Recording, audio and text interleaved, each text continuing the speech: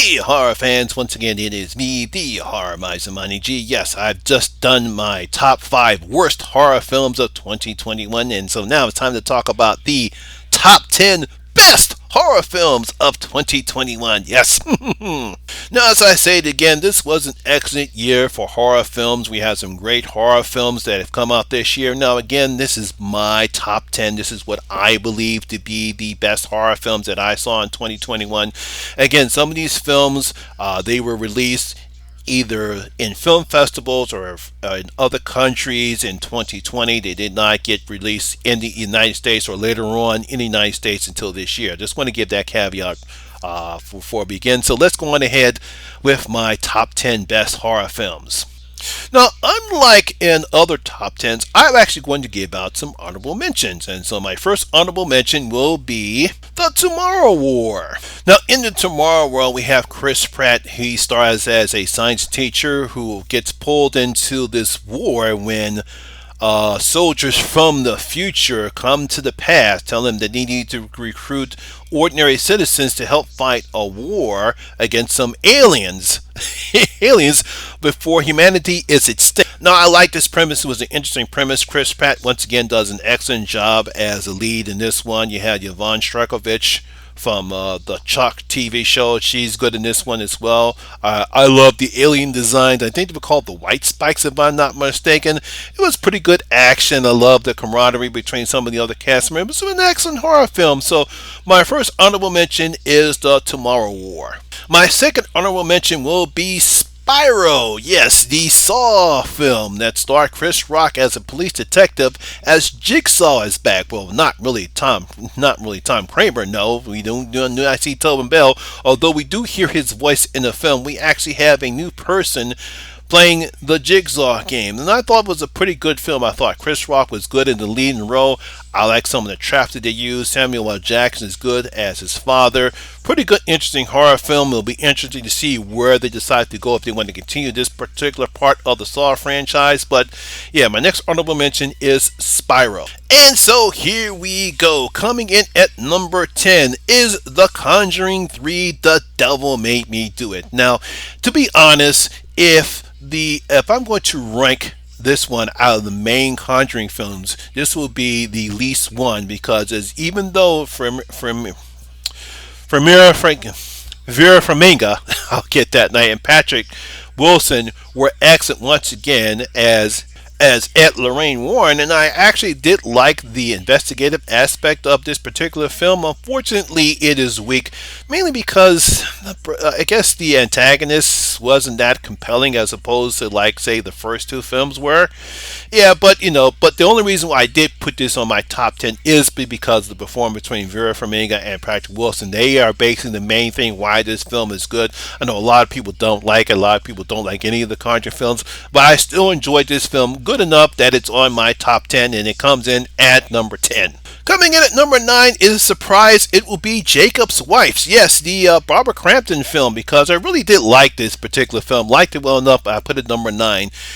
She plays a wife of a minister whose dull, lifeless marriage, but that all changes when she gets bit by a vampire, of all things, and her whole demeanor changes. She's more aggressive, she's more playful. I like her interactions between her and the husband lead character, I forget his name, but it's very interesting. I like the victims. It was very gory. I love the performances. So coming in at number 9 is Jacob's Wife. Coming in at number 8, we have Candyman 2021. Yes, Candyman. This was actually a pretty good film. I love what Nina DaCosta did with this particular version. I love Jordan Peele's script. I love what I forget his name. His name is so hard to pronounce. Aya Abdul Mateen II. I love his performance as Anthony. His connection to the first film of this particular show. I love the kills in this particular one. I love how Nina does the kills in this particular one. Something very creative. What I liked about this film, of course, we love the appearance of Tony Todd in this particular film, and all ties back into the first Candyman.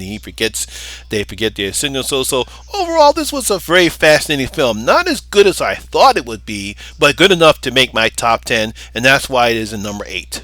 Coming in at number 7 is Nicolas Cage's Willy's Wonderland. This was actually a pretty good horror film that I thought that was not going to be as good as it did because Nicolas Cage's character doesn't speak, says no words, but that's what makes it good because he kicks ass in the setting, sort of like a Chuck E. Cheese family style restaurant where something happened and animatronics are now been possessed by some demonic force that makes them kill the patrons. I thought that was pretty good. I thought the kills were very gory. I love how they used the animatronic animals to become to kill the people there in the film. Everyone did a fantastic job. I think it was I think her name was Emily Tulsa. She was the co-star that was in the film as well. I thought she did a pretty good job.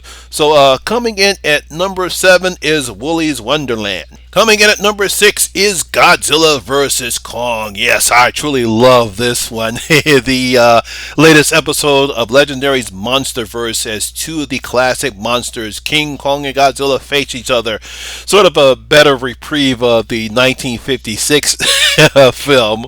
Even though as much as I love this one, I love what they did. We have exactly 3 battles between Kong versus Godzilla, and of course, obviously, if you haven't seen it, spoilers, Mega Godzilla is in this one right here. But I love the whole monsters. Great practical effects, what they did with the monsters. Human characters, well, I thought they were okay, but we didn't come to see the hills. We come to see Godzilla and Kong duke it out. And very satisfactory. They're the main reason why you want to see this film, not because of the humans.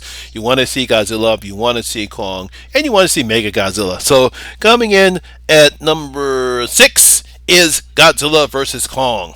And now we're on the top 5. And coming in at number 5 is a film I've been praising for the past month, and that is The Boy Behind the Door. My God, if you have not seen this film, you have to see it. I will keep saying this. I'll even probably say this next year. The Boy Behind the Door. Excellent horror film. Excellent thriller. These two best friends, they get kidnapped. They're one kid is in the trunk. He escapes out of the trunk. He runs, but when he hears his friend still screaming, he decides to go back and rescue him. And I just love the 2 child actors that play these 2 great friends. There's an excellent twist that no one saw coming. The kids were fantastic. If you have not seen a great horror film, this is what a thriller should be. Unlike The Woman in the Window, this is what a thriller should be about. So once again, coming at number 5, The Boy Behind the Door.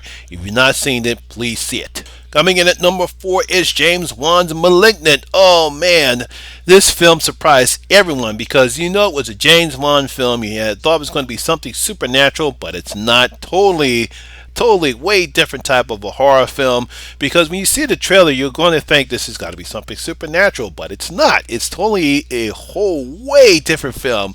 Excellent horror film, Billy film, some nice color plaques in the film, and of course the direction of James Wan, just totally fantastic. The twist I did not see coming, and when you see the twist you're going to say holy shit, just like I did when that twist came about. Excellent horror film, excellent performances. Like I said, great horror film. Came out of nowhere. No one did not expect to see how good *Malignant* was going to be. So coming in at number 4 is *Malignant*. Now, if I wanted to put the entire Fear Street trilogy, I would actually put this down at number 3. But since they're all separate movies, I had to pick the best one out of the lot. So that's going to be Fear Street 1666 Part, the third one in the trilogy. Mainly because it is the best one in the trilogy. The first 2 are excellent. You have the beginning, and then you have the middle, and you have the end. It's how you tell a fantastic story. You have the beginning, you have the middle, and 1666 wraps everything up in a nice, neatly bow. You have some excellent performances from the actors and actresses. They're in the setting, in the 1666 setting, where the whole story began between, I think it was Sarah the Witch, I think that's what she was called, how she became created. We see the twist right around during the second act of the film, and then we get the final conclusion when it goes back into modern times. Fantastic film. So coming in at number 3 is Fear Street 1666. Coming in at number 2 is A24 Saint Maud. So once again, A24. When it comes to A24, it's one or two things. Either you're going to love their films or you're going to not love their films. And it depends upon your taste of horror. Now, with Saint Maud, this was a very different type of horror film. We have Mordred Clark, who plays a nurse who seems to be caught in some type of religious fear. Something happened to her. I guess she plays a hospice nurse who's taking care of this woman who's, I think, in age 10 cancer. And she has this religious fever, and she does some weird and crazy things. She has some weird experiences, but it plays up very nice. She's excellent in the role. Jennifer Ill, who plays Amanda, the actress, who's the person that she's taking care of, and it. All I can say is just wow, especially that final act in the scene. Now, I won't say what it is, but I'm pretty sure people who've seen this film know what it is. And again, like I said, when it comes to A24 films, you're either going to like it or you're not going to like it. But I love this one so much that it's number 2 on my list. I'm pretty sure a lot of people know what my number 1 film is. So coming in at number 1, there's no suspense. A Quiet Place Part 2. Because as much as I love A Quiet Place, I absolutely love A Quiet Place 2. It's a continuing story that John Krasinski, who directed and wrote the film, made up from A Quiet Place. We see the Abbott family leaving the farm. They decide to go out into the world, and then we see the consequences of what the aliens, or what I think they're called the Dark Angels. I forget what they're calling these aliens now. We see they're more dangerous in this one as they were in the first movie. We actually get to see how they landed on Earth in the first place in the first part of the movie. But the main reason why I love this particular film is that Noah Jupe and Melissa Simmons, who plays Regan and Marcus Abbott, the children, they really shine more, especially with Noah Jupe's character, Marcus. He has the most growth, as because he was a very scared boy. He's the only one who really did get enough attention in the first film, but he gets a lot of attention here, and so does Melissa Simmons, who's actually deaf in real life. But she and Cillian Murphy, who plays Emmett, who's one of their friends, neighbors, when they run into him before. But I love their relationship when they go out on the road and they meet them. But she really has a lot of character growth. Emily Blunt, she has her time blue, but she has her moment in the film too. But it's mostly the children in this one. They actually have the most growth in this film, and mainly because Melissa Reagan wants to honor her father's sacrifice, for what happened to him, and she wants to honor him. So that's the reason why she wants to go and see what's going on in the rest of the world and see if they could find a way to kill the aliens, because we saw in the end of the first one they have a way to kill the aliens. So I truly love this film. I know a lot of people didn't like the film. Yeah, I'm talking to you, Jen and Christian. But this is my favorite film of the year. Even when I saw it, I said I really can't see another film topping this. Almost, Saint Maud almost topped it, but I couldn't think of any other film that could top this film. So coming in at number 1 is A Quiet Place Part 2. So there you have it. Those are my top 10 horror films of 2021.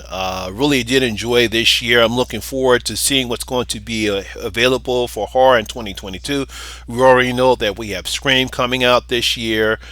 We also know that Halloween Ends is coming out next year towards the end of October. We want to see if that can make up for Halloween Kills. No, I did not put Halloween Kills on this list. I kind of wanted to, but it just didn't crack my top 10 nor my honorable mention, mainly because I know, as good as I liked Michael Myers, how deadly he was, the rest of the film just wasn't good enough for me to crack my top 10. I know a lot of people put it on their top 10, but that's because That's their opinion, but this is mine.